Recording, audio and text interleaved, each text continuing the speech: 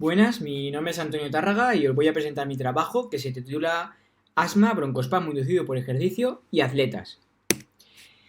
Bueno, primero realizar una introducción hablando del asma bronquial, que es una enfermedad inflamatoria crónica de las vías respiratorias, que siempre va a implicar obstrucción irreversible, inflamación de las vías aéreas e hiperreactividad bronquial. Y respecto a su etiología, podemos decir que hay tres agentes, los etiológicos, como pueden ser un alérgeno, facilitadores de la sensibilización y los desencadenantes. Los desencadenantes son los agentes que van a producir exacerbaciones del asma bronquial. Y vamos a incluir dentro de este grupo al ejercicio. Ya en el primer siglo, el griego Aleteo de Capadocia fue un médico que dijo que los atletas que tenían dificultad para respirar padecían de asma, o sea que ya hizo esa primera asociación del ejercicio con el asma. No fue hasta el siglo XX cuando se empezó a hablar de asma inducido por el ejercicio, pues se llegó a la conclusión de que tan solo los pacientes asmáticos podían tener este broncoespasmo que se inducía por el ejercicio. Sin embargo, más tarde se ha visto que también a pacientes que no tienen otra sintomatología de asma sufren este broncoespasmo. Por lo tanto, es más correcto hablar de broncoespasmo inducido por el ejercicio. Ya hablando de este broncoespasmo inducido por el ejercicio, pues hablamos de su importancia y decimos que la mayoría de pacientes asmáticos van a sufrirlo, pero también hay pacientes no asmáticos que pueden sufrirlo. Entonces, esto va a ir asociado a problemas, ya que muchos pacientes van a evitar el ejercicio, sobre todo niños, lo cual va a llevar a una pérdida de la calidad de vida y a un bajo control del asma, como veremos más tarde. En atletas es importante saber que un buen control no le va a impedir competir y entrenar a los máximos niveles, ya que el aparato respiratorio no se modifica de manera importante, al contrario de lo que sí que ocurre en el miocardio cuando se entrena, y además el ejercicio va a tener amplios beneficios. En cuanto a la epidemiología, encontramos un 7% de prevalencia de asma en la población general, y de ese 7% de asma encontramos un 70-90% que sí que va a padecer el broncoespasmo inducido por el ejercicio, un porcentaje muy alto como adelantábamos. Sí que vemos que en niños el intervalo es más alto, pero hay que tener en cuenta que los niños dejan de hacer ejercicio antes y por tanto esto puede ser un problema importante.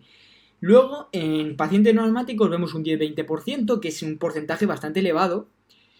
Y en deportistas de alto nivel vemos que hay un 25% en deportes de verano y un 50% en deportes de invierno. Esto es porque en los deportistas que practican deportes de invierno, los ambientes a los que están sometidos son de clima seco, clima frío, que va a favorecer la broncoconstricción, como veremos a continuación. También vemos una alta probabilidad en la hiperreactividad, con hasta un 70% en deportistas de invierno. Y también vemos el 70% del broncoespasmo inducido por el ejercicio también en deportistas de invierno. Y importante también en deportistas de resistencia. La fisiopatología va a consistir principalmente en que el ejercicio intenso va a producir una mayor demanda de oxígeno y por tanto no va a producir una hiperventilación que va a llevar a una deshidratación de las vías aéreas y por tanto a hiperosmolaridad del líquido ciliar, ya que los iones no salen al contrario del agua, y también una disminución de la temperatura que explicaría por qué ante un ambiente frío y seco se va a producir una mayor broncoconstricción, ya que estas dos condiciones van a activar los mastocitos y van los receptores colinérgicos, llevando a una liberación de mediadores y a la contracción del músculo liso bronquial. Importante también saber que si no hay una exposición a alérgenos a los que el paciente está sensibilizado, no se va a producir una inflamación significativa, aunque el grado de inflamación va a estar relacionado directamente con la susceptibilidad del broncoespasmo inducido por el ejercicio, es decir, a unos mayores niveles basales de eosinófilos se va a producir un mayor broncoespasmo inducido por el ejercicio, o habrá una mayor probabilidad de que ocurra. Luego se sugiere también que hay un aumento del tono parasimpático respecto al simpático, y por eso se produciría la contracción del músculo liso bronquial. En cuanto a los deportistas, vemos que la diferencia es que ellos se someten a entrenamientos más largos y más intensos, lo cual nos lleva a mayores niveles de ventilación durante más tiempo respirando por la boca, que es más difícil calentar el aire. Entonces, también hay una mayor exposición de irritantes y alérgenos porque están más tiempo en diferentes ambientes, que lo va a llevar a la deshidratación y la hiperosmolalidad de la que hablábamos antes, a una bajada de temperatura que va a conllevar a una vasoconstricción, lo cual va a producir congestión, edema vascular y broncoconstricción. Y también se sugiere un daño tisular en la barrera epitelial que va a aumentar la interacción entre los elementos formes del exudado plasmático con las sustancias inhaladas, aumentando la posibilidad de sensibilidad a alérgenos y también la respuesta inmune. Vemos también que en atletas pues, va a estar asociado un aumento del tono parasimpático, porque también parece relacionado con el aumento de la frecuencia cardíaca en el corazón. Y también ver, simplemente, pues eso, que hay una relación directa entre las alergias y el asma bronquial en atletas, porque va a haber una mayor prevalencia de atopia, vemos aquí un porcentaje elevado, y esto es sobre todo por lo que veíamos antes, porque se produce una mayor interacción de elementos formes con las sustancias que se inhalan, que son bastantes. Y bueno, pues eso, más facilitación para la sensibilización. Y además también, aparte de esa rotura en la barrera epitelial, pues vemos un aumento de la respuesta del TH2, aunque todavía se falta confirmación sobre esta evidencia. En cuanto a la clínica, encontramos 4 fases características. La primera sería una broncodilatación inicial, en la cual no encontraríamos síntomas. La segunda, un broncoespasmo clínico, en el que a los 5 o 10 minutos y una frecuencia cardíaca de 160 con 60-85% del volumen de oxígeno máximo consumido, llevaríamos a la sintomatología característica de broncoespasmo inducido por el ejercicio, que sería disnea, opresión en el pecho, tos, sibilancias y aumento de la producción de moco. Luego encontraríamos por otra parte el broncoespasmo proporcional al grado de obstrucción, que podemos objetivar este grado de obstrucción controlando el volumen expiratorio forzado en el primer segundo tras el broncoespasmo, y si hay una caída superior al 10% sería diagnóstico. Aquí veríamos una tabla de un test de provocación inducido por ejercicio. Luego encontraríamos 2 fases más, una sería la recuperación, que sería el tiempo que se tarda en recuperar el calibre normal y desaparecer la disnea, unos 30-60 minutos. Y luego encontraríamos el periodo refractario, que dura unos 2-4 horas. Y es bastante interesante, ya que en este periodo el paciente, por mucho ejercicio que realice, no va a sufrir un broncoespasmo inducido por el ejercicio. Entonces se sugiere que un precalentamiento en deportistas de alto nivel puede inducir este periodo refractario, y durante la actividad que le interesa no pueda sufrir el cuadro. Eso se puede asociar a un aumento de mediadores broncodilatadores como las prostaglandinas E2 y a una disminución de broncoconstrictores como la histamina. Como la prueba de provocación bronquial por ejercicio es de difícil acceso muchas veces, se han desarrollado otras técnicas como puede ser la hiperventilación neumónica voluntaria o puede ser el manitol. Y aquí vemos un esquema claro de cómo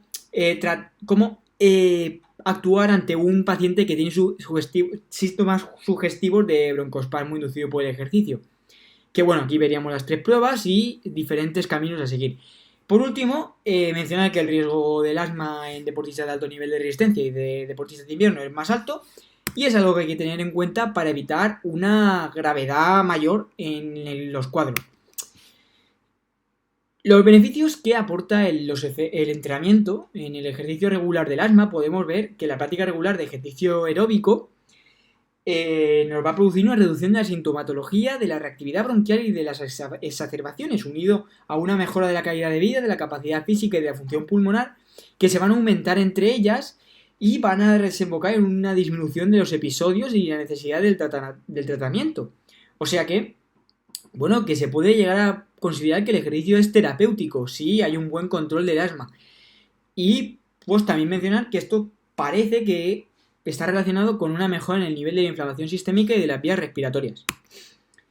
Luego, en el broncoespasmo inducido por el ejercicio, paradójicamente, el ejercicio es positivo porque, como vemos, una mejora en la condición respiratoria nos va a llegar a que para un esfuerzo para el que antes necesitábamos una ventilación alta, ahora necesitemos una ventilación menor. Entonces, habrá una menor probabilidad de sufrir el broncoespasmo inducido por el ejercicio.